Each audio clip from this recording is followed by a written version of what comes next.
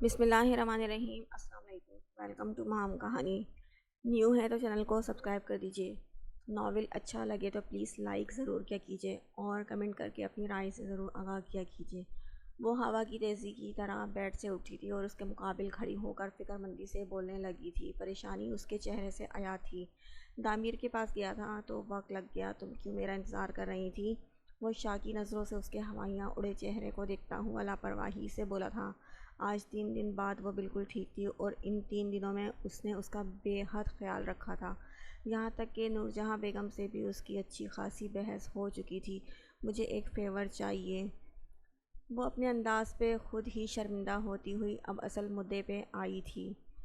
اب تک تمہیں ہی فیور دیے جا رہا ہوں، وہ جیکٹ اتارتا ہوا بولا تھا اور صوفے پہ ڈال چکا تھا۔ ایک اور نہ، پھر اس کے سامنے کھڑی بولی تھی۔ ہلکے گلابی شلوار قمیض میں وہ رات کے اس پہر بھی کھلا ہوا گلاب لگ رہی تھی، جبکہ اس کے کمر پر پھیلے ہوئے آبشار کی مانند سیاہ چمکدار بال اس کی پوری خوبصورتی پر چھائے ہوئے تھے۔ آدم 3 سے 4 بار اب تک ان کی لمبائی اور ان کے سلک کی طرح پھسلنے کو نوٹ کر چکا تھا۔ وہ ذرا سی جھکتی تو اس کے بال جھک کر اس کے چہرے پہ آ جاتے، ذرا سا مڑتی تو اس کے تمام بال سامنے آ جاتے۔ کتنے زاویوں سے وہ اس کے بالوں کی خوبصورتی دیکھ چکا تھا۔ تو تم یہ اپنے بال باندھ کر نہیں رکھ سکتی؟ وہ اس کے سراپے کے ساتھ ساتھ اس کے حسین بالوں سے بھی پریشان آ گیا تھا۔ نہ جانے کیوں ہر بار اس کا دل انہیں چھونے کا کرتا تھا، ان کی نرماہٹ محسوس کرنے کا من ہوتا تھا، ان کی خوشبو کو اپنے اندر اتارنے کی چاہ ہوتی تھی۔ اسی لیے مجھے ایک عدد بڑے کلپ کی ضرورت ہوگی، جو کہ میرے پاس نہیں ہے۔ اگر آپ کو برے لگتے ہیں تو میں دوپٹہ لے لیتی ہوں۔ وہ سینے پہ لاپرواہی سے ڈالا دوپٹہ ایک دم سے کھول کر سر پر لیتی ہوئی بولی تھی۔ نہیں، ایسے ہی ٹھیک ہے۔ تمہیں کیا فیور چاہیے یہ بتاؤ۔ اب وہ شوز سائڈ پہ کرتا الماری سے سونے کے کپڑے نکالتا ہوا بولا تھا۔ مجھے آپ کا موبائل چاہیے وتھ نیٹ پیکج، ہری اپ۔ وہ جلدی سے کہتی اپنے ہاتھ اس کے سامنے پھیلا چکی تھی۔ کس لیے؟ وہ آئی بروز جھکا کر مشکوک نظروں سے دیکھنے لگا تھا۔ مجھے کچھ ریسیپیز دیکھنی ہیں، کل کے لیے دے دیں پلیز۔ وہ معصومیت سے بھرپور تاثرات لیے مناسب منت بھرے لہجے میں بولی تھی۔ اوکے، مگر صرف یوٹیوب تک رہنا۔ اوکے جی اوکے، وہ اسبات میں سر ہلاتی جلدی سے بولی تھی۔ سائڈ ٹیبل سے لے لو۔ وہ اس پر ایک نظر ڈال کر نائٹ سوٹ لے کر باتھ روم میں چلا گیا تھا، جبکہ وہ موبائل ہاتھ میں لیے وہیں بیڈ پہ بیٹھ گئی تھی۔ حیرت کی بات یہ تھی کہ موبائل ان لاک تھا۔ وہ جلدی سے یوٹیوب کھول کر ریسیپیز دیکھنے لگی تھی۔ وہ تقریباً 15 منٹ بعد باتھ روم سے شاور لینے کے بعد باہر آیا تھا۔ اس کو موبائل میں مگن دیکھ کر اس نے ڈریسر کے سامنے کھڑے ہو کر اپنے بھورے گیلے بالوں میں کنگھا کیا تھا۔ کچھ پرفیوم اپنے ارد گرد چھڑک کر وہ صرف اس کی مہویت کو ختم کرنا چاہتا تھا، مگر وہ پرفیوم کی تیز خوشبو ہونے کے باوجود بھی مگن تھی۔ وہ اب بیڈ کے دوسری جانب بیٹھ کے تکیہ سیٹ کر کے لیٹ چکا تھا اور کمفرٹر لے لیا تھا۔ ہینڈ فری یوز کر لو، ڈسٹرب ہو رہا ہوں میں۔ وہ ویڈیو کی آواز سن کر بولا تھا۔ آج دامیر کی وجہ سے اسے سونے میں لیٹ ہو گیا تھا، جبکہ وہ 12 بجے تک سو ہی جاتا تھا، لیکن آج 1:30 بج رہا تھا اور میں جو 6 گھنٹے سے ڈسٹرب ہوں، اس کا کیا؟ وہ موبائل بیڈ پہ پڑکتی ہوئی نم آنکھوں سے اس کی طرف دیکھتی ہوئی بولی تھی۔ یہ بھی فراموش کر چکی تھی کہ وہ رات کے اس پہر خوشبوؤں سے بسے ماحول میں ایک ہی بیڈ پہ اس کے قریب بیٹھی تھی، ورنہ 3 دن سے وہ صوفے پہ سو رہی تھی۔ آئندہ میرا موبائل اس طرح نہیں پھینکنا۔ اور کس نے کیا تمہیں ڈسٹرب؟ وہ لیٹے سے اٹھ بیٹھا تھا اور موبائل اٹھا کر سائڈ ٹیبل پہ رکھتے ہوئے بولا تھا۔ مجھے کوئی ریسیپی سمجھ نہیں آ رہی ہے اور مجھے کچھ بنانا نہیں آتا، کل کیا بناؤں میں؟ وہ مختلف قسم کی ریسیپیز دیکھ چکی تھی، مگر اس کے سمجھ سے سب باہر تھا۔ اپنے گھر میں ہمیشہ اس نے ملازم کے ہاتھ کا بنا ہوا کھانا کھایا تھا، یہاں تک اسے کافی بھی صحیح سے بنانی نہیں آتی تھی، اور اب ناشتہ کھانا کیسے وہ تیار کرتی، یہی سوچ سوچ کر اس کو رونا آ رہا تھا۔ اور نورجہاں بیگم سے تو وہ ویسے ہی خوفزدہ ہو چکی تھی۔ اگر پھر سے کچھ الٹا سیدھا کرنے پر انہوں نے اسے کچھ کیا تو اسے کون بچائے گا؟ یہ میرا سر درد نہیں ہے مس، جب آپ نے شادی کے لیے پرپوز کیا تھا تو اس کے بعد آنے والی تمام مشکلات کو فیس کرنے کا بھی تو سوچنا چاہیے تھا۔ اس معاملے میں تمہاری کوئی مدد نہیں کر سکتا۔ تمہاری وجہ سے امی سے کافی بحث کر چکا ہوں، اور تمہاری معلومات کے لیے مجھے کھانا کافی اچھے ٹیسٹ کا پسند ہے، اور کھانا خراب کرنے پر کوئی معافی نہیں ملے گی، اور تم نے ذرا سا بھی نقصان کیا تو امی تمہیں بخشیں گی نہیں، اور میں کچھ فیور دوں گا نہیں۔ مجھے بہت ڈر لگ رہا ہے۔ وہ اس کی باتوں سے ڈر چکی تھی، لیکن سب کرے گی کیسے، اور اگر صحیح نہیں کیا تو کتنی بے عزتی ہوگی اس کی سب کے سامنے۔ یہ میرا سر کا درد نہیں ہے، اب مجھے سونے دو پلیز، صبح یونی بھی جانا ہے۔ وہ اس کے سامنے ہاتھ جوڑتا ہوا بولا تھا، جس پر وہ ایک خفا خفا نظر ڈال کر بیڈ سے اٹھ گئی تھی اور اس کی جانب آ کر اس کا موبائل جھپٹنے کے انداز سے اٹھا کر اپنے صوفے پہ چلی گئی تھی۔ دیکھنے کے بعد موبائل چارج پہ ضرور لگا دینا۔ وہ جانتا تھا اب پریشانی میں وہ واپس سے اور ترکیبیں دیکھے گی، لیکن اس معاملے میں وہ واقعی اس کی مدد نہیں کر سکتا تھا۔ اریحا اور مہل کے بھی فائنلز شروع ہو چکے تھے، اور نورجہاں بیگم نے ان پر سے تمام کچن کی ذمہ داریاں ہٹا کر اس کی بیوی یعنی لیلک پر ڈال دی تھیں۔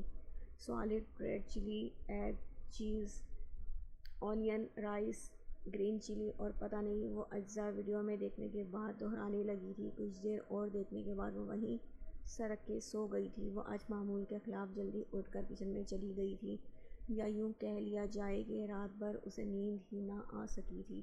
پہلے کی طرح آج بھی وہ کچن کے سلپ پہ ہاتھ رکھے ڈر رہی تھی کہ آج بھی اسے غلط لفظ کہہ کر نکالا گیا تو، لیکن اب تو اسے خود انہوں نے کام کی اجازت دی تھی۔ ایسا تو ہرگز نہیں ہو سکتا۔ کاش یہ دن مجھ پہ نہ آتا، کاش میں کسی سے کبھی کچھ سیکھ ہی لیتی۔ وہ کھڑی مستقل آنے والے وقت کا سوچ رہی تھی۔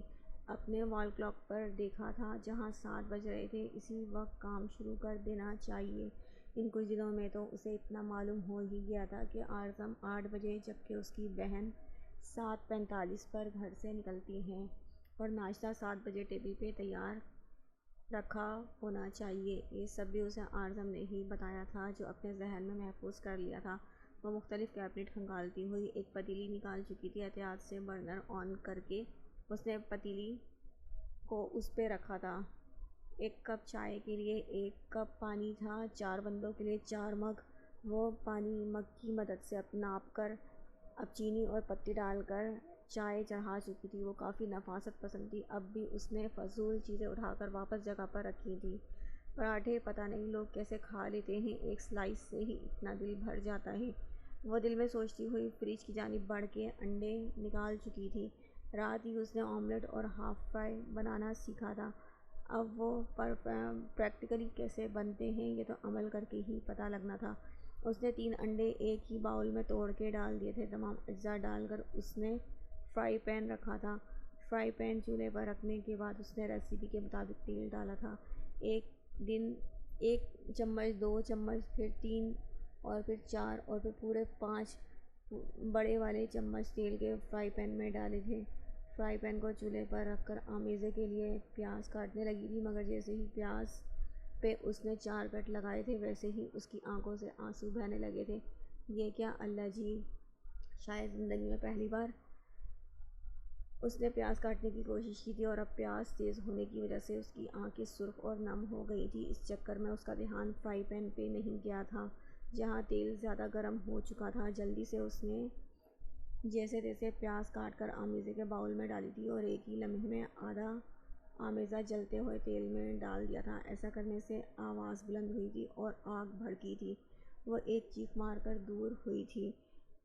بوکھلاتے ہوئے اس نے باؤل کو واپس سلپ پہ رکھا تھا۔ کیا کہرام مچا کے رکھا ہوا ہے! اس کی بلند چیخ پر نورجہاں بیگم تسبیح لیے کچن میں داخل ہوئی تھی۔ وہ ان کے آنے پہ اچھا خاصا گھبرائی تھی۔ یہ کیا کیا تم نے احمق لڑکی! وہ فرائی پین کی طرف دیکھتی غصے سے پھنکاری تھی۔ جہاں اتنی زیادہ تیل میں انڈے کا آمیزہ ویسے ہی پڑا تھا، اور آنچ تیز ہونے کی وجہ سے جل چکا تھا، سارا خراب کر دیا۔ اعظم! وہ نیچے سے انڈے کو صحیح کرتی ہوئی تیز لہجے میں بولی تھی۔ ان کی ایک آواز پہ وہ سیڑھیوں سے نیچے آ رہا تھا، بھاگتے ہوئے کچن میں آیا۔ اس لڑکی سے اس لڑکی نے کیا حالت کی ہے انڈوں کی، اور چائے کو تو دیکھو پک پک کے ختم ہونے کو ہے۔ وہ اس کی نظر فرائی پین اور اب ابلتی ہوئی چائے کی طرف کرواتی ہوئی بولی تھی، اگر کرنی تھی شادی اپنی مرضی سے تو کم از کم خاندانی لڑکی سے تو کرتے، جسے شادی کا مطلب تو پتہ ہوتا۔ یہ لڑکی میرے گھر کو سنبھالے گی جسے ایک انڈا فرائی کرنا نہیں آ رہا۔ کہاں عقل گم تھی تمہاری؟ اس حسن سے گھر نہیں بستے بی بی۔ 2 مہینے 4 مہینے یہ تمہارے حسن سے دل بہلائے گا، مگر پیٹ بھرنے کے لیے بعد میں کوئی نہ کوئی قدم ضرور اٹھائے گا۔ وہ پہلے اعظم کو اچھا خاصا سناتی، پھر لیلک کی جانب مڑی تھی، اور جس چیز کا لیلک کو ڈر تھا وہی ہوا تھا۔ پھر اس کی بے عزتی، وہ بھی سب کے سامنے۔ اپنی اس قدر رسوائی پہ وہ بھیگی آنکھیں بند کر کے چہرہ نیچے جھکا گئی تھی۔ انہیں کہہ بھی کیا سکتی تھی؟ دور ہٹو میری نظروں سے۔ وہ اس کو ناگوار نظروں سے دیکھتی ہوئی بولی تھی۔ ان کی آواز پہ وہ اچھلی تھی اور تیزی سے کچن سے بھاگی تھی۔ کچن سے باہر نکلنے پر اسے اپنے پیچھے کسی کی ہنسی سنائی دی تھی۔ اپنے پیچھے نکسک سے تیار جینز اور کرتی میں لڑکی کو دیکھ کر وہ افسردہ ہوئی تھی۔ اب اس پہ ہنسا بھی جائے گا۔ وہ منہ پر ہاتھ رکھ کر اپنے کمرے کی جانب بڑھ گئی تھی۔ اب تم کہاں چلے؟ وہ اچھے سے تو ان دونوں کو ٹارچر کر چکی تھی، مگر اعظم کی خاموشی پر انہیں اپنا بولنا فضول لگا تھا۔ وہ چاہتی تھی کہ وہ ان سے بحث کرے یا وہ لڑکی ہی ان سے لڑے، مگر دونوں کی خاموشی پر وہ تلملائی تھی۔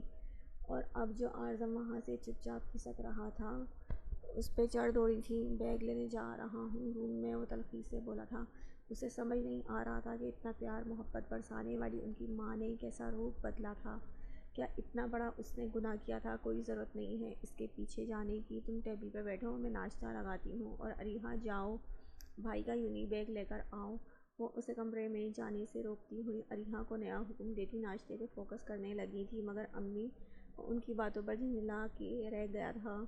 کہا نا کہ بیٹھو ٹیبل پر۔ وہ اسے آنکھیں دکھاتی ہوئی آخر اپنے مقصد میں کامیاب ہو ہی چکی تھی۔ وہ اس کا ہاتھ تھامتی ہوئی پیار سے بولی تھی، جس پر اریحا مسکرا دی تھی۔ آج اس کا اور مہل کا فرسٹ پیپر تھا۔ رات بھر جاگ کر دونوں نے بھرپور تیاری کی تھی۔ مہل اس کے ڈپارٹمنٹ تک چھوڑ کر ہمیشہ کی طرح اپنے ڈپارٹمنٹ کی طرف چلی گئی تھی۔ دونوں کے ڈپارٹمنٹ میں اتنا زیادہ فاصلہ نہ تھا۔ اریحا بیگ کندھے پہ لٹکائے ہمیشہ کی طرح جینز کرتی اور دوپٹہ گلے میں ڈالے کلاس کی جانب بڑھی تھی۔ وہ حسب معمول اپنا رول نمبر دیکھتی ہوئی فرسٹ سیٹ پر جا بیٹھی تھی۔ اسے ہمیشہ اپنے نام سے چڑ تھی۔ جو اے سے آتا ہے ہر بار اسے ٹیچر کی نظروں کے سامنے بیٹھ کے پرچہ دینا پڑتا ہے۔ آخر کیوں اس کا نام اے سے ہے؟ اسے یاد نہیں ہوتا تھا کہ اسے نظروں میں آنا پسند نہیں تھا۔ آج بھی موڈ آف کے ساتھ وہ پہلی سیٹ پہ بیٹھی ایک نظر نوٹ بک پہ ڈال کے رہ گئی تھی۔ چلو بیٹا اپنے نوٹ بک بند کر دیں۔ اس نے ٹیچر کی آواز پہ سر اٹھایا تھا۔ یہ آواز اس کے فورینسک میڈیسن کے ٹیچر کی تو نہ تھی، لیکن اپنے سامنے اسی ہستی کو دیکھ کر اس کے ذہن میں وہ واقعہ گزرا تھا۔ Again same place same day, وہ مدھم آواز میں کہتی ہوئی غور سے دیکھنے لگی تھی۔ اس کے دل نے ایک بیٹ تب مس کی تھی جب وہ اس کے قریب اسے ورک بک دینے آیا تھا۔ فریگرنس کی مہک اس کے حواس پر طاری ہو گئی تھی، اور سفید لیب کوٹ شاید ہی کسی اور ڈاکٹر پہ کبھی سجا ہو۔ وہ کب کا اسے پیپر دے کے جا چکا تھا اور وہ اب تک انہی خیالوں میں تھی۔ You people have only 2 hours for this paper, so hurry up۔ وہ سب کو ان کی ورک بک دینے کے بعد روبدار لہجے میں بولا تھا۔ سر یہ کوئی سمجھ نہیں آ رہا ہے، آپ مجھے اپنے الفاظ میں سمجھا دیں۔ وہ پیپر کو ہاتھ میں پکڑے دھیمے لہجے میں بولی تھی، جیسے اسے سچ میں کچھ سمجھ نہ آ رہا ہو۔ وہ لمحے میں اس کے پاس آیا تھا اور اسے سمجھانے لگا تھا، جبکہ وہ تو بس اس کی مہک کو جانچنے کی کوشش کر رہی تھی۔ سر نیچے جھکائے وہ بس بے دھیانی میں اسبات میں سر ہلا رہی تھی۔ You got it۔ وہ پیپر اسے واپس دیتا ہوا اپنی روبدار آواز میں گویا ہوا تھا، یس۔ وہ جلدی سے اپنے خیالوں سے باہر آئی تھی اور اب پوری سنجیدگی سے پیپر کرنے لگی تھی، کیونکہ آدھا گھنٹہ تو وہ ویسے ہی گزار چکی تھی۔ اب بس 1.5 گھنٹہ بچا تھا جس میں یہ پیپر اسے ہر حالت میں نپٹانا تھا۔ وہ اگلے 1 گھنٹے تک پورے دھیان سے پیپر کر رہی تھی، مگر اب تک مکمل ہونے کو نہ آ رہا تھا۔ 20 منٹ باقی تھے، اس کے ہاتھ اب تیزی سے چل رہے تھے۔ وہ سب اسٹوڈنٹس پر گہری نظر ڈال کر ایک آدھ نظر باہر کوریڈور میں بھی ڈال لیتا تھا۔ اب بھی وہ ایک نظر دیکھ کر کلاسز روم کے گیٹ کی جانب بڑھا تھا۔ کوریڈور میں پھر سے اسے خیالوں میں گم دیکھ کر وہ خاموشی سے اسے ہی تکنے لگا تھا۔ بلیک پاؤں تک گاؤن پہنے ہم رنگ اسکارف سے وہ اچھا خاصا اپنا چہرہ چھپائے ہوئے تھی، کہ محض صرف اس کی آنکھیں نظر آ رہی تھیں۔ اس نے اسے کافی دیر سے یہاں کھڑا پایا تھا اور وہ اس قدر مگن تھی کہ کسی کی بھی نظریں اپنے اوپر محسوس نہ کر سکی تھی۔ اس کی سوچوں کا محاذ شروع سے لے کر اب تک آرزم تھا۔ جب جب وہ فارغ ہوتی آرزم کے بارے میں ہی سوچتی رہتی۔ آج بھی یہی ہوا تھا، وہ چاہ کر بھی اس سے پیچھا نہیں چھڑا پا رہی تھی۔ وہ جب جب اس کی سوچ اس کے خیال سے دور بھاگنا چاہتی تب تک وہ اور زیادہ اسے یاد آتا۔ اسے کتنا برا لگا تھا جب وہ 2 دن کی آئی ہوئی لڑکی کی وجہ سے دائی امی سے لڑ رہا تھا۔ اس لڑکی میں کوئی تو خاصیت تھی کہ اتنا شاندار بندہ اس کا ہو چکا تھا، جبکہ وہ تو اس کا نصیب تھا۔ اس میں ہی کچھ کمی تھی کہ وہ کسی اور کے پیچھے مائل ہوا اور یہی خیال نے اس کا سکھ چین چرایا تھا۔ اب تو وہ جھوٹا مسکراتے ہوئے بھی تھک چکی تھی۔ اسے کسی کا کندھا چاہیے تھا کہ وہ رو سکے، اپنے دکھ بحال کر سکے، مگر اریحا کے سوا اس کا کوئی خاص دوست نہیں تھا اور اریحا سے وہ نام کو بھی شیئر نہیں کر سکتی تھی۔ وہ اسے اس قدر خیالوں میں مگن دیکھ کر غیر ارادی سے اس کی جانب بڑھا تھا۔ غالباً آپ یہاں کسی کا انتظار کر رہی ہیں۔ وہ بے ساختہ اس کی جانب آیا تھا اور بھرپور اعتماد بھرے لہجے میں گویا ہوا تھا، جی جی وہ میری سس۔ وہ بھرپور مردانہ آواز پہ اچانک اپنے خیالوں سے باہر آئی تھی۔ نظر اٹھا کر دیکھا تو انجانی شخصیت اس کے سامنے کھڑی تھی۔ وہ اس کی بھرپور وجیح پرسنالٹی کو نظر انداز کر کے بنا اس پہ ایک غلط نظر ڈالے رخ موڑ کر آگے بڑھ گئی تھی۔ اس پر دھیان ہی کب دیتی؟ دل تو ایک ہی شخص کا ہوتا ہے اور وہ پہلے سے ہی کسی کا تھا۔ اس کی ان 2 آنکھوں کو بھی ایک ہی شخص راز تھا جو اس کے گھر میں ہی تھا۔ پھر کیسے وہ ان 2 آنکھوں سے کسی اور کی جانب دیکھنے کی کوشش کرتی، کیسے بے وفائی کر دیتی، کیسے خود کو دھوکہ دیتی۔ وہ تو اس کے نظر انداز کرنے پہ پہلے خفگی سے اس کی پشت کو دیکھتا رہ گیا تھا، مگر بعد میں اس کے سنجیدہ چہرے پہ تبسم کھلا تھا اور آنکھوں کی چمک بڑھی تھی۔ کہاں رہ گئی تھیں؟ آج کا پیپر تمہارا زیادہ دیر میں نہیں ہوا تھا؟ وہ اوپن کینٹین میں بیٹھی لنچ کر رہی تھیں، تب مہل اس سے پوچھنے لگی تھی، کیونکہ وہ ہر بار پورے وقت سے پہلے کر لیتی تھی، لیکن آج مہل کو اس کا بہت انتظار کرنا پڑا تھا۔ ذرا مشکل تھا آج کا پیپر، اس لیے سمجھنے میں وقت لگ گیا۔ وہ بریانی کی پلیٹ میں چمچ چلاتی ہوئی بولی تھی، مگر سب تو کہہ رہے تھے کہ تمہارا پیپر کوئز فارم میں تھا اور کافی ایزی تھا۔ وہ نہ جانے خواہ مخواہ کیوں اس سے باتیں کرنا چاہ رہی تھی۔ ان کے لیے آسان ہوگا، میرے لیے نہیں تھا۔ اب بتاؤ کیا چاہتی ہو؟ کوئی بات ہے تو بولو۔ وہ چمچ پیکٹ میں رکھتی ہوئی سنجیدگی سے بولی تھی، بات کوئی بھی نہیں ہے، میں ویسے ہی پوچھ رہی تھی، اور کل تم مجھے کچھ بتانا چاہ رہی تھی لیکن میں نے سنا نہیں تھا۔ اگر کوئی مسئلہ نہیں ہے تو ابھی بھی مجھے بتا سکتی ہو۔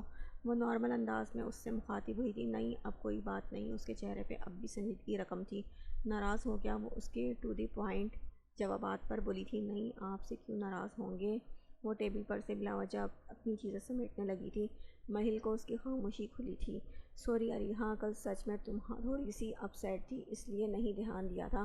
سر میں بھی تو درد تھا میرے۔ وہ اس کا ہاتھ تھام کر اس کے سنجیدہ چہرے کو دیکھ کر بولی تھی، مہل تم نے مجھے نظر انداز کیا تھا کل، اور تم خواہ مخواہ ہی اس 2 دن کی آئی ہوئی لڑکی کی طرفداری کر رہی ہو، جبکہ جانتی بھی ہو کہ اس نے تمہارا حق لیا ہے، پھر بھی تم اس کی طرفداری کر رہی ہو۔ مجھے نظر انداز کرنا اچھا نہیں ہے، میں تمہیں کسی کے ساتھ شیئر نہیں کر سکتی۔ وہ اس کے ذرا سے پیار بھرے لہجے سے آواز سے کہنے لگی تھی، تمہیں برا لگا اور میں نظر انداز کب کیا؟ میں نے تمہارے ساتھ ہی سوتی ہوں، یونی کے بعد سارا دن تمہارے ساتھ ہی کمرے میں ہوتی ہوں، اور اس لڑکی کا تو مجھے نام بھی نہیں پتہ، بس آج ہی صبح اس کو دیکھا ہے میں نے پہلی بار۔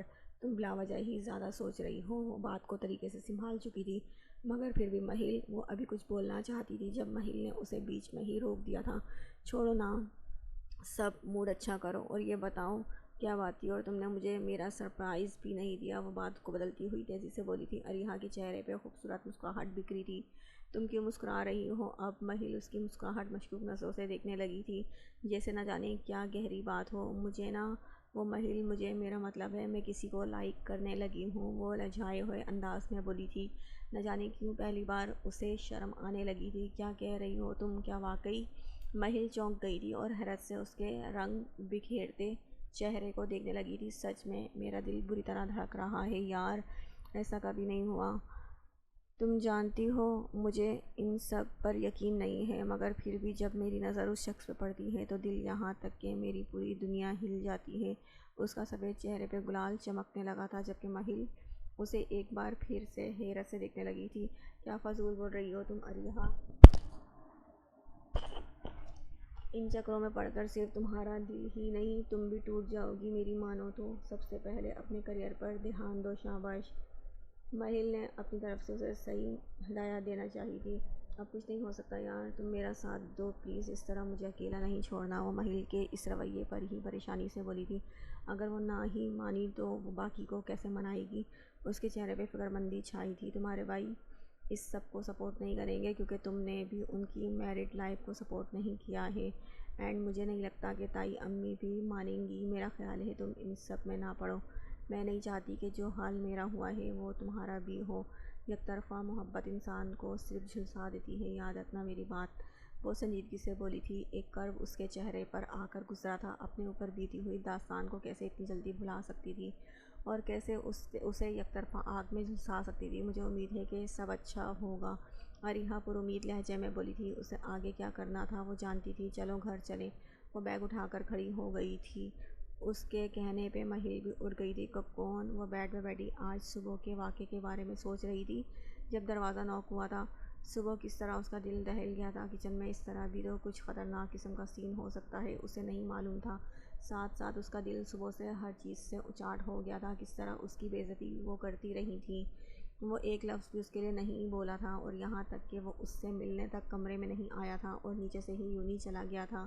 میں کیوں ان سے امیدیں وابستہ کر رہی ہوں؟ ہمارا رشتہ محض ایک کاغذی ہے، مگر پھر بھی کیوں ہر بار دل ان کے قریب جانے کو کرتا ہے؟ کیوں ہر بار ان کی خوشبو سے میرا رواں رواں کھل اٹھتا ہے؟ وہ انہی سوچوں میں گم تھی جب دروازے کی نوک پر وہ حواس میں واپس آئی تھی اور دروازے کی جانب بڑھی تھی۔ کیا ہر وقت ہم سے پردہ کیے رہتی ہو؟ مان لیا تم میرے بیٹے کی پسند ہو، مگر مہارانی بنا کے نہیں رکھنا تمہیں۔ نیچے آؤ اور دوپہر کا کھانا تیار کرو۔ بچیاں بھری دوپہر میں آتی ہوں گی، پہلے روح افزا بنا کر فریج میں رکھنا، پھر ہانڈی کی تیاری کرو۔ بہت آرام کر لیا تم نے؟ وہ اس کو سادے سے حلیے میں بھی تر و تازہ دیکھ کر جل کے بولی تھی۔ مگر مجھے کھانا نہیں آتا بنانا۔ وہ ان کی باتوں پر صرف صبر کا گھونٹ پی گئی تھی۔ تو شادی کیوں کی تھی؟ میرے بیٹے کو ایک وقت کا ناشتہ نہیں بنا کے دے سکتی، ایک وقت کا کھانا بھی تیار نہیں کر سکتی؟ وہ اس کے ذرا سے انکار پہ بھڑک اٹھی تھی اور بے دردی سے اس کی سفید کلائی تھام کر کمرے سے باہر کیا تھا۔ آنٹی، وہ درد سے چلائی تھی۔ نہیں آتا نا بنانا؟ میں سکھانا جانتی ہوں۔ وہ اسی طرح اس کی کلائی زور سے تھامے سیڑھیوں سے کھینچتی ہوئی کچن میں لائی تھی۔ نمک، لال مرچ، چاول، دال، ہلدی اور پانی دے کر آؤ جلدی کرو۔ وہاں سلپ کے پاس رکھی کرسی پہ بیٹھتی ہوئی اسے تحکمانہ لہجے سمیت برسی تھی۔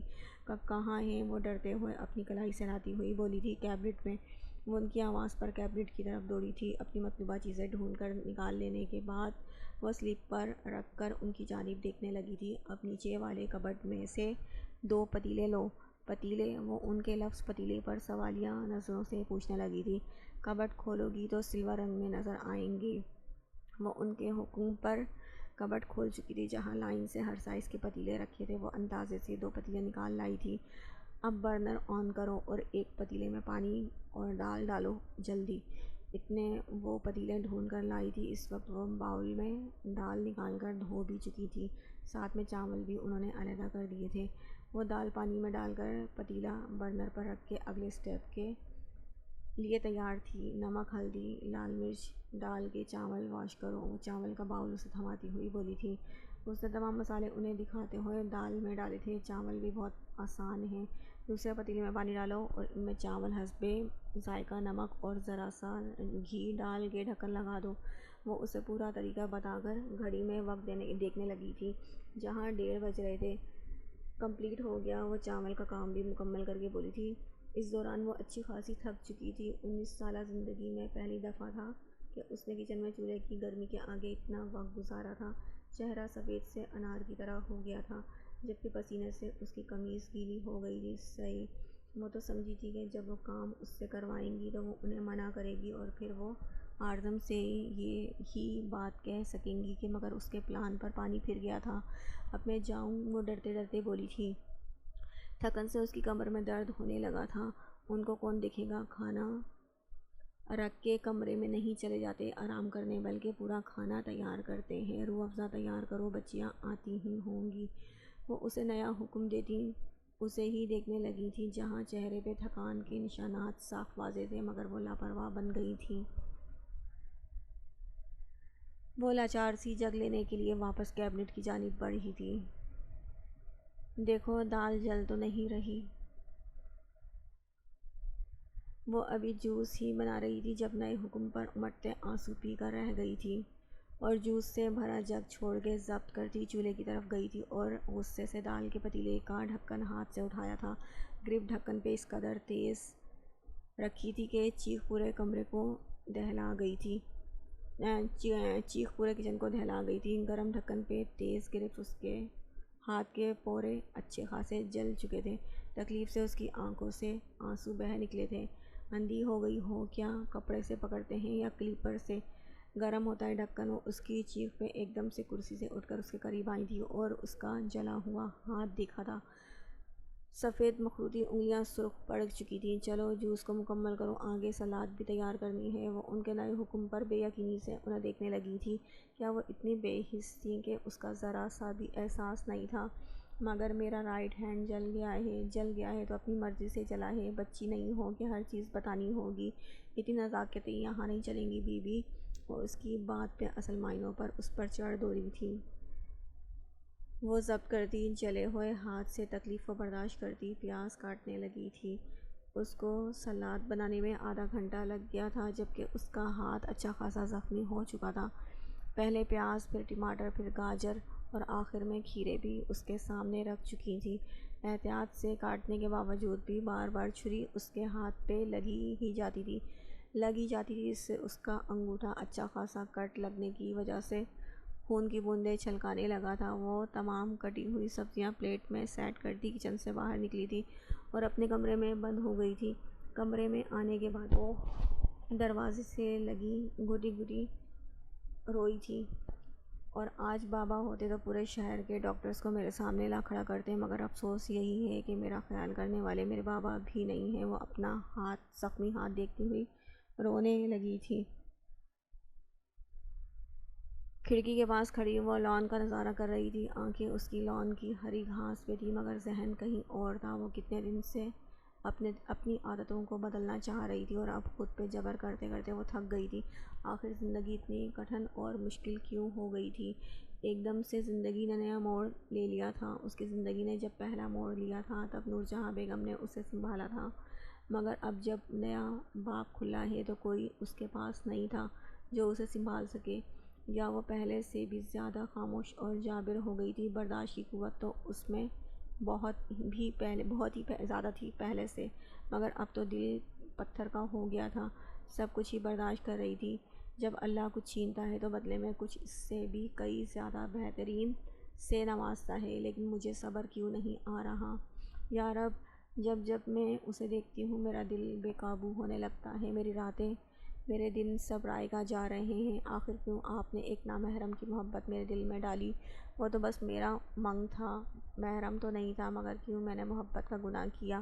کیوں ایک نامحرم کو چاہا تھا؟ کیوں ناجائز کام مجھ سے سرزد ہوئے؟ یا میرے اللہ یا میرے مالک مجھے راہ راست پر لا، مجھے ہدایت دے، مجھے صبر دے، مجھے ہمت دے، مجھے سکون دے۔ جب میں اس لڑکی کو دیکھتی ہوں تب مجھے اس سے جلن ہوتی ہے۔ ہر بار میرا بھی اس کے ساتھ زیادتی کرنے کو دل کرتا ہے اسے گم کر دوں اور پھر آرزم پہلے کی طرح میرا ہو جائے۔ یا اللہ مجھے آرزم کو واپس دے دے، یا اللہ کسی نہ کسی طرح اس لڑکی کو آرزم سے دور کر دے۔ جب میرے دل میں اس شخص کو ڈالا ہے تو اسے میرا بھی کر دے۔ اس کے ذہن میں دیگر قسم کی سوچیں ایک ساتھ چل رہی تھیں، ہمیشہ کی طرح آج بھی نقطہ نظر اور اہمیت کا حامل آرزم لاشاری ہی تھا، جسے وہ چاہ کر بھی بھلا نہیں پا رہی تھی۔ مجھے اندازہ تھا کچھ ایسا ہی ہوگا۔ وہ LED پہ نظر جمائے چیختے ہوئے بولا تھا، کہا تھا نا کہ مار دے گی لڑکی ویلن کو، مسکراتے ہوئے جو اس سے ایک دھپ آرزم کے کندھے پہ مار چکا تھا۔ وہ اس کی آواز پر نہ صحیح مگر اس کے ہاتھ ہلانے پہ ضرور ہوش میں آیا تھا۔ ہاں اچھی مووی تھی اور تم نے بالکل لڑکی کے کریکٹر کو ڈیفائن کیا تھا۔ وہ LED کی سیاہ اسکرین پہ نظر ڈالے دامیر سے بولا تھا۔ وہ دامیر کے بیڈ پہ لیٹا سکون کی تلاش میں اس کے گھر آیا تھا، مگر سکون یہاں بھی نہیں تھا۔ دل گھر جانے کو کر رہا تھا، مگر دامیر نے پہلے اسے چائے، پھر رات کے کھانے اور اب مووی کے لیے روک لیا تھا۔ بڑے ان رومانٹک سے بندے ہو یار، نئی نویلی بیوی کو چھوڑ کر دوست کے ساتھ وقت گزار رہے ہو، اس وقت میرے بجائے تمہاری بیوی کو یہاں تمہارے پہلو میں ہونا چاہیے تھا۔ وہ LED کا ریموٹ رکھتا ہوا مذاقاً بولا تھا۔ ایسا کوئی سین ہی نہیں ہے یار، اور بار بار بیوی مت کہا کرو، اس سے میری اس کے ہر بار کے بیوی کے لفظ اور پرسنل باتوں پر اس کا دل جل اٹھتا تھا۔ آخر تھا تو آدمی ہی، کب دل نیت بہک جائے کچھ پتہ نہیں تھا۔ کیا بات کر رہے ہو بھائی، سین بناؤ یار۔ وہ حیرت و شوق کی ملی جلی کیفیت سے اسے دیکھنے لگا تھا۔ کچھ نہیں کر سکتا، ایسی شاطر لڑکی میں نے زندگی بھر نہیں دیکھی۔ روزانہ کافی لڑکیوں کو ڈیل کرتا ہوں، مجھے بھی پرکھ ہو گئی ہے اتنی، مگر وہ تو سب سے الگ ہی ہے۔ وہ پریشانی سے اٹھ بیٹھا تھا۔ ایکسکیوز می مسٹر اعظم، کھل کر کہیں کیا بات ہے؟ وہ اس کے سنجیدہ چہرے کو دیکھ رہا تھا جہاں تکلیف کے نمایاں آثار تھے۔ تمہیں یاد ہے نکاح جب ہو رہا تھا تب وہ رک گئی تھی اور پھر مجھے ہاسپٹل کے روم سے باہر لے گئی تھی؟ یاد ہے۔ پھر دامر اس کی بات پہ جلدی سے بولا تھا۔ نکاح سے پہلے اس کی کچھ شرائط تھیں جن کی بنا پر وہ نکاح کرنا چاہتی تھی۔ میں نے انکار کیا تو اس کے پاس سیکنڈ آپشن تم تھے۔ وہ ہمیشہ کی طرح اس سے آج بھی کچھ نہیں چھپا سکا تھا۔ اتنے دن سے اس کا دل بوجھ تلے دب گیا تھا، سمجھ نہیں آ رہا تھا کہ کیا کرے۔ کیسی شرائط اعظم؟ اور تم نے اس کی بے وقوفانہ شرائط سے ایگری بھی کر لیا؟ وہ اس کے اس قدر بھولے پن پہ ماتھا پیٹ کے رہ گیا تھا۔ وہ چاہتی تھی کہ 2 مہینے بعد اسے میں ڈیورس دے دوں اور یہ میرج جسٹ ڈاکومنٹری میرج رہے۔ اس کا انداز تپا ہوا تھا۔ تب پھر تم پر اتنے اچھے پروفیسر ہو کر بھی ایک چھٹانگ بھر لڑکی کے آگے زیر ہو گئے۔ وہ اس کی حالت پہ ہنسا تھا۔ ایسی بات نہیں ہے یار، مجھے اس لڑکی سے کوئی سروکار نہیں ہے اور امی بھی راضی نہیں ہو رہی۔ اریحا بھی مجھ سے ناراض ہے اور مہل کو بھی میں نے ہرٹ کیا ہے۔ وہ لڑکی مجھے سب کے سامنے ذلیل کروا کر بھی سرخرو ہے اور میں تو کوئی بھی غلطی کیے بنا ہی قصوروار ٹھہرا جا رہا ہوں۔ اینڈ سیکنڈ تھنگ یہ کہ وہ اتنی انوسینٹ بننے کی کوشش کرتی ہے اور اینی ٹائم اسے میری کوئی نہ کوئی ہیلپ چاہیے۔ امی نے اسے اب گھر کی تمام رسپانسبلٹیز اس کے سپرد کر دی ہیں تو اسے کچھ کرنا نہیں آتا۔ وہ امید رکھ رہی ہے کہ میں اس میٹر میں اس کی مدد کروں، بٹ اونلی 2 مہینے کی مہمان کی وجہ سے میں امی سے نہیں لڑ سکتا یار۔ وہ اپنے دل کا تمام حال اس کے سامنے رکھ چکا تھا۔ کافی کریٹیکل حالات ہیں، تم پہ واقعی ترس آ رہا ہے یار، مگر اس کا حل یہی ہے کہ 2 مہینے ختم ہونے کا انتظار کرو اور اس سے ایموشنلی اٹیچ نہیں ہونا، ورنہ مشکل ہو جائے گا۔ اور اگر تمہیں ذرا سا بھی یہ لگتا ہے کہ وہ تمہاری لائف پارٹنر بننے کے قابل ہے تو ان شرائط کو اسی وقت بھول کر اس کی طرف پیش قدمی کر دینا۔ وہ معصوم ہے، محبت دو گے تو خود ہی سب بھول جائے گی، سمجھ رہے ہو میری بات؟ دامیر نے اپنی طرف سے ہمیشہ کی طرح اسے صحیح مشورہ دیا تھا۔ دامیر کا مشورہ سن کر اس کے آنکھوں کے سامنے سیاہ گھری لمبی زلفیں لہرائی تھیں جن میں وہ کھونے لگتا تھا۔ سمجھ گیا، چلو یار میں اب چلتا ہوں، بہت لیٹ ہو گیا ہوں۔ اور کل آ رہے ہو نا؟ وہ جیکٹ پہنتا بیڈ سے کھڑا ہو گیا تھا اور سائڈ ٹیبل سے والیٹ اور گاڑی کی چابیاں اٹھاتے ہوئے بولا تھا۔ بابا سمیت آؤں گا۔ وہ بھی کھڑا ہوتے ہوئے اس کے ساتھ چلنے لگا تھا۔ چل، بیسٹ آف لک، تمہارے راستے سہل کرے مالک۔ وہ اس کو گاڑی میں بٹھاتا ہوا محبت سے بولا تھا۔ اعظم مسکرا کے رہ گیا تھا، ایک الوداعی نظر اس پر ڈال کر گاڑی فٹ سے اڑا لے گیا تھا۔ امی، آج ہو سکتا ہے کہ دامیر اور کمال انکل گھر آئیں تو آپ رات کے کھانے پہ انتظامات دیکھ لیجیے گا۔ وہ صبح سویرے نکسک سے تیار سربراہی کرسی پر بیٹھا چائے کے سپ لیتا ہوا بولا تھا۔ یہ تو اچھی بات ہے، مگر رات کے کھانے کا انتظام کون کرے گا؟ مہل اور اریحا کے امتحان چل رہے ہیں، انہیں پریشان کرنا مجھے اچھا نہیں لگتا۔ میرے جوڑوں کا درد مجھے کچن کی جانب جانے نہیں دیتا، اور تمہاری چہیتی بیوی کو ایک چائے بھی ابالنی نہیں آتی تو کیسے چلے گا سب؟ نور جہاں کی لمبی تقریر پر وہ چائے کا کپ ٹیبل پہ رکھ کر کچن کے دروازے کی جانب دیکھنے لگا تھا جہاں سے مٹی کے رنگ جیسا آنچل اس نے دیکھا تھا۔ وہ رات کو اتنی لیٹ آیا تھا کہ وہ سو چکی تھی اور صبح اس کے اٹھنے سے پہلے ہی کمرے سے باہر جا چکی تھی، اور اب کچن میں نہ جانے کیا کام کر رہی تھی۔ یہ چائے بھی اس نے ہی بنا کی دی تھی۔ آج کی چائے کا ذائقہ بالکل مختلف تھا جسے وہ اچھے سے پہچان گیا تھا۔ چائے میں چینی کچھ زیادہ تھی مگر وہ خاموشی سے حلق میں اتار چکا تھا، مگر نورجہاں کی تقریر پہ اسے یہی لگا تھا کہ بار بار وہ اس کی بے عزتی کرتی ہیں۔ آپ فکر نہ کریں، میں ریفریشمنٹ اور مینو آئٹم اچھے ہوٹل سے آرڈر کر دوں گا، باقی آپ دیکھ لیجیے گا۔ وہ متحمل اور برداشت کا دامن تھامے دھیمے لہجے میں بولا تھا اور کرسی سے اٹھ گیا تھا۔ کوئی ضرورت نہیں ہے بہو کے ہوتے ہوئے بھی باہر کا کھانا آئے گا گھر میں، کمال صاحب کیا سوچیں گے، میں دیکھ لوں گی، بلکہ میں اپنی نگرانی میں سب کام سنبھال لوں گی۔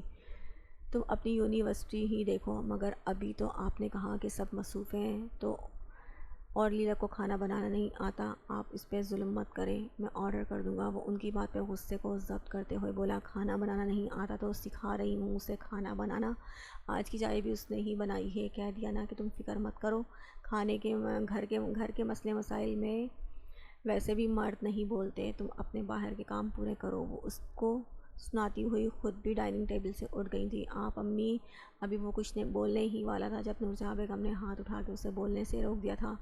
جاؤ بھی اب، آج دیر نہیں ہو رہی کیا، 8 بج گئے ہیں۔ وہ بات کو تبدیل کر کے اس کا دھیان دوسری طرف کروا چکی تھی۔ وہ ایک نظر کچن پہ ڈال کے اپنا بیگ اٹھا کر لمبے لمبے ڈگ بھر کے چلا گیا تھا، جبکہ نورجہاں بیگم کچن کی جانب گئی تھی۔